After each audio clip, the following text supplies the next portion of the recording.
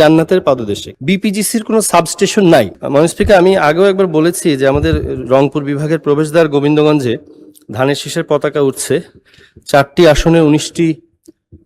জেলা 19টি আসনের মধ্যে আমি সংখ্যালঘু ধানের শীষ, আগেও বলেছি। মাননীয় স্পিকার, আমাদের এখানে অনেক মাননীয় সদস্য আছেন যারা গারো পাহাড়ের পাদদেশে তাদের আসন, কেউ কালো রঙের পাদদেশে। আমাদের ওখানে একটা কাহাওয়াত আছে, একটা কথা আছে যে আমাদের আসনটা নাকি জান্নাতের পাদদেশে। কেন বলে জানি না, তো বলতে চাচ্ছিলাম এই জন্যই, এটা আসলে এরকম হয় না। আমাদের ওখানে কাছাকাছি মহস্থানগড়ে বিপিজিসি বাংলাদেশ পাওয়ার গ্রিড কোম্পানির সাবস্টেশন আছে, এদিকে পলাশবাড়িতে আছে, কিন্তু আমাদের এই গোবিন্দগঞ্জের অবহেলিত এই 4,70,000 ভোটার, প্রায় 6 লক্ষ অধিবাসীর জন্য বিপিজিসির কোনো সাবস্টেশন নাই।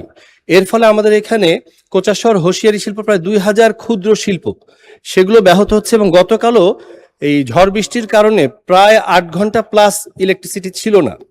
তো আমি একটু আমার মাননীয় বিদ্যুৎ মন্ত্রী মহোদয়কে বলতে চাই, আমাদের এই কথিত জান্নাতের পাদদেশে সংখ্যালঘু ধানের শীষ আমার এই অবহেলিত গোবিন্দগঞ্জে বিপিজিসি একটি সাবস্টেশন করা হবে কিনা। মাননীয় স্পিকার, আপনাকে ধন্যবাদ।